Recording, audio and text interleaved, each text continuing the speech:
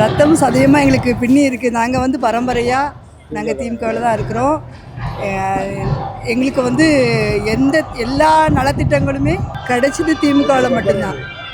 இப்போ நான் ஒரு கவுன்சிலராக இருக்கிறேன். அதுக்கு முக்கிய காரணம் வந்து திமுக அரசு தான்.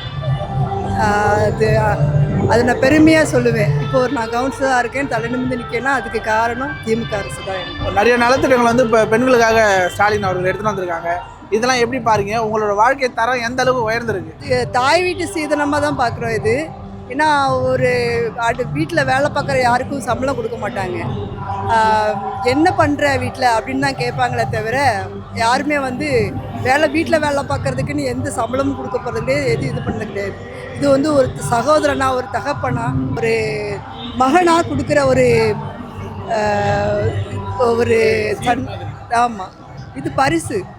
உதவி உரிமை தொகைங்கிறத விட அண்ணன் எங்களுக்கு கொடுக்குற சீதனம்.